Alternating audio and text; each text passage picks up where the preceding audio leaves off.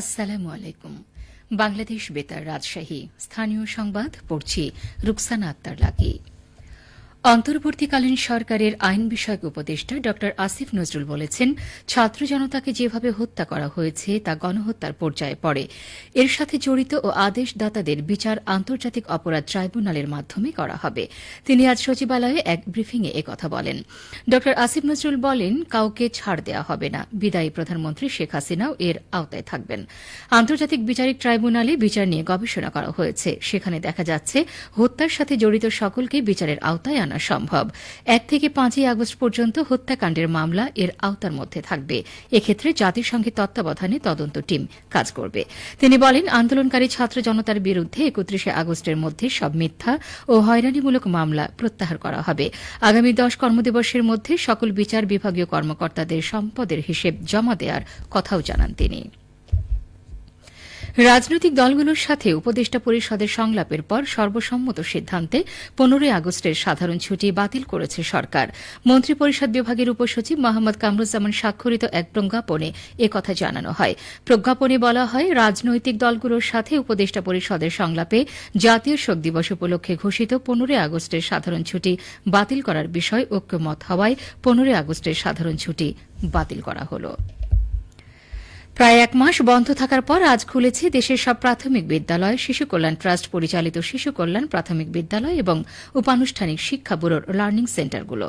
গতকাল প্রাথমিক ও গণশিক্ষা মন্ত্রণালয় থেকে প্রাথমিক বিদ্যালয় খুলে দেওয়ার নির্দেশনা দেওয়া হয়। সিনিয়র সহকারী সচিব সত্যজিৎ রায় দাস স্বাক্ষরিত এক চিঠিতে দেশের সব জেলা উপজেলা পর্যায়ের কর্মকর্তাদের প্রয়োজনীয় নির্দেশনা দেওয়া হয়।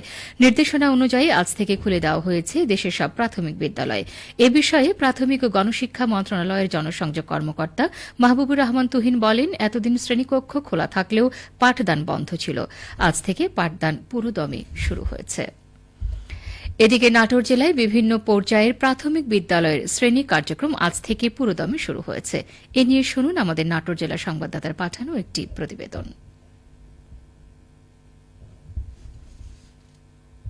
আজ থেকে পুরোদমে জেলার 745টি সরকারি প্রাথমিক বিদ্যালয়ে শ্রেণী পাঠদান কার্যক্রম শুরু হয়েছে। জেলা প্রাথমিক শিক্ষা অফিসার গোলাম নবী বলেন, মন্ত্রণালয় থেকে আমাদের যে চিঠি আসছে সেটা যে পূর্ণোদ্যমে, তার মানে এখন আর কোনো সিটি কর্পোরেশনের কোনো কোথাও আর কোনো বাদ নেই। পুরোদমেই আসলে প্রত্যেকটা প্রাইমারি স্কুল, শিশু কল্যাণ ট্রাস্ট পরিচালিত স্কুল, সব ধরনের প্রাইমারি স্কুলই পূর্ণোদ্যমে চলছে। শহরের ফুলবাগান সরকারি প্রাথমিক বিদ্যালয়ের প্রধান শিক্ষক রুবুল চন্দ্র চাকি বললেন, স্কুল আমরা শুরু করেছি। স্কুল বন্ধ থাকলে মনটা খারাপই লাগে, কারণ এই বাচ্চাদের সংস্পর্শে না থাকলে মনটা বেশ খারাপ লাগে। বাচ্চারা থাকলে স্কুলটা বেশ জমজমাট হয়ে যায় এবং বাচ্চাদের লেখাপড়ার জন্য অবশ্যই স্কুল খোলা রাখতে হবে। যে কোনো সমস্যাই হোক, আসলে স্কুলটাকে বন্ধ করলে বাচ্চাদের বেশ ক্ষতি হয়। যার কারণে আমার মনে হয় যে স্কুলটাকে যেভাবে যতভাবেই চেষ্টা করে হোক স্কুলটাকে খোলা রাখা দরকার। আসলে শ্রেণী কার্যক্রমে উপস্থিত শিক্ষার্থীরা আনন্দ উচ্ছ্বাস প্রকাশ করলো এভাবে, স্কুলে এসে আমাদের অনেক ভালো লাগছে। এতদিন পর স্কুল খোলা হয়েছে। স্কুল যেন আরো ভালো করে চলে, স্কুল যেন প্রতিদিন খোলা থাকে।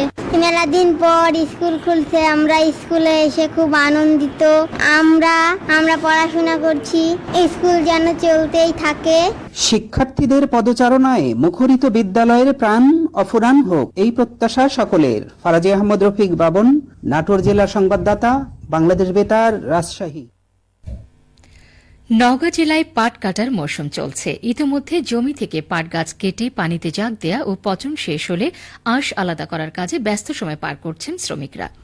জেলায় কৃষি সম্প্রসারণ অধিদপ্তরের উপপরিচালক কৃষিবিদ আবুল কালাম আজাদ জানান, এবছর জেলায় মিঠা, তোষা এবং মেস্তা এই 3 জাতের পাট মোট 3,550 হেক্টর জমিতে চাষ হয়েছে। গতকাল পর্যন্ত জেলায় 2,000 হেক্টর জমির পাট কাটা সম্পন্ন হয়েছে। চলতি বছর জেলায় 5,550 মেট্রিক টন পাট উৎপাদিত হওয়ার সম্ভাবনা রয়েছে। চলতি মৌসুমে জেলার 2,000 প্রান্তিক কৃষককে প্রণোদনা হিসেবে 1 বিঘা জমির বিপরীতে জনপ্রতি 1 কেজি করে পাট বীজ দেওয়া হয়েছে। সবশেষে আবহাওয়া।